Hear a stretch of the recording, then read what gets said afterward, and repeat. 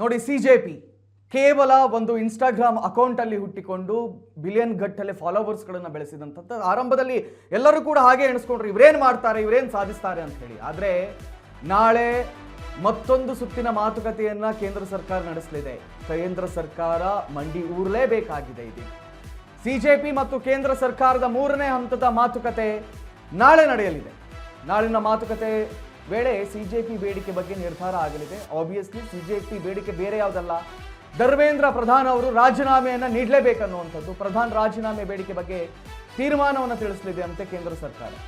ವಿದ್ಯಾರ್ಥಿಗಳ ಮೇಲಿನ FIR ಹಿಂಪಡೆಯಬೇಕು ಅನ್ನುವಂಥ ಒಂದು ಬೇಡಿಕೆ ಏನಿದೆ ಅದನ್ನು ನಾವು ಈಡೇರಿಸ್ತೀವಿ ಅಂತ ಹೇಳಿದೆ. ಮತ್ತು ಮೃತ ವಿದ್ಯಾರ್ಥಿಗಳ ಕುಟುಂಬಕ್ಕೆ ಪರಿಹಾರವನ್ನು ನೀಡಬೇಕು, ತಲಾ 1 ಕೋಟಿ ರೂಪಾಯಿಗಳ ಪರಿಹಾರವನ್ನು ನೀಡಬೇಕು ಅಂತ ಸಿಜೆಪಿ ಮಂಡಿಸಿದಂಥ 2 ಬೇಡಿಕೆಗಳಿಗೆ ಕೇಂದ್ರ ತಾತ್ವಿಕ ಒಪ್ಪಿಗೆಯನ್ನು ನೀಡಿದೆ. ಆದರೆ 3ನೇ ಬೇಡಿಕೆ ಧರ್ಮೇಂದ್ರ ಪ್ರಧಾನ್ ಅವರು ರಾಜೀನಾಮೆಯನ್ನು ನೀಡಬೇಕನ್ನೋದು. ನಾಳೆ ಮತ್ತೊಂದು ಸುತ್ತಿನ ಮಾತುಕತೆಯನ್ನು ನಡೆಸುತ್ತಿದೆ ಕೇಂದ್ರ ಸರ್ಕಾರ. ಸಿಜೆಪಿ ಮಂಡಿಸಿದಂಥ 2 ಬೇಡಿಕೆಗಳಿಗೆ ಕೇಂದ್ರ ಸರ್ಕಾರ ತಾತ್ವಿಕ ಒಪ್ಪಿಗೆಯನ್ನು ನೀಡಿದೆ. ಆದರೆ 3ನೇ ಬೇಡಿಕೆ ಏನಿದೆ, ಧರ್ಮೇಂದ್ರ ಪ್ರಧಾನ್ ಅವರು ರಾಜೀನಾಮೆಯನ್ನು ನೀಡಬೇಕು ಅನ್ನುವಂಥ ಬೇಡಿಕೆ ಏನಿದೆ, ಆ ಬೇಡಿಕೆಗೆ ನಾಳೆ ಚರ್ಚೆ ಮಾಡಿ ನಾವು ಅಂತಿಮ ತೀರ್ಮಾನವನ್ನು ನಿಮಗೆ ತಿಳಿಸ್ತೀವಿ ಅಂತ ಕೇಂದ್ರ ಸರ್ಕಾರ ಹೇಳಿದೆಯಂತೆ. ಸೊ 3 ಬೇಡಿಕೆಗಳನ್ನು ಇಟ್ಟಿದ್ದಾರೆ. ಮೊದಲನೇ ಬೇಡಿಕೆ, ಆ 21 ಜನ ಏನು ಆತ್ಮಹತ್ಯೆಯನ್ನು ಮಾಡಿಕೊಂಡ್ರು ನೀಟ್ ಪರೀಕ್ಷೆಯ ಬಳಿಕ, ಅವರ ಕುಟುಂಬಕ್ಕೆ ದೊಡ್ಡ ಮಟ್ಟದಲ್ಲಿ 1 ಕೋಟಿ ರೂಪಾಯಿಗಳು 1 ಕೋಟಿ ರೂಪಾಯಿಗಳನ್ನು ನೀಡಬೇಕು ಅಂತ ಅವರು ಏನು ಹೇಳಿದ್ರು, ಅದಕ್ಕೆ ಸರ್ಕಾರ ಒಪ್ಪಿಗೆಯನ್ನು ನೀಡಿದೆ. ಮತ್ತೊಂದು ಕಡೆಯಲ್ಲಿ ಏನು ವಿದ್ಯಾರ್ಥಿಗಳ ಮೇಲೆ ಕೇಸ್ಗಳನ್ನು ದಾಖಲಿಸಲಾಗಿದೆ, ಆ ಕೇಸ್ಗಳನ್ನು ಕೂಡ ಹಿಂಪಡಿಬೇಕು ಅಂತ ಹೇಳಿದ್ರು, ಅದನ್ನು ಕೂಡ ಒಪ್ಪಿಗೆಯನ್ನು ನೀಡಿದೆ. ಇನ್ನೊಂದು ಕಡೆಯಲ್ಲಿ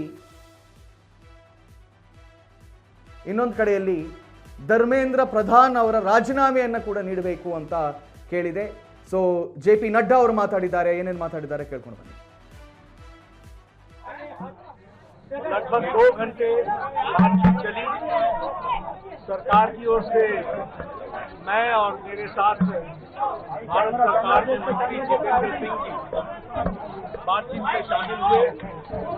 उनकी बातें हमने सुनी, बातें सौहार्दपूर्ण वातावरण में हुई और कई दृष्टि से उन सारी बातों पर हर तरीके से चर्चा हुई।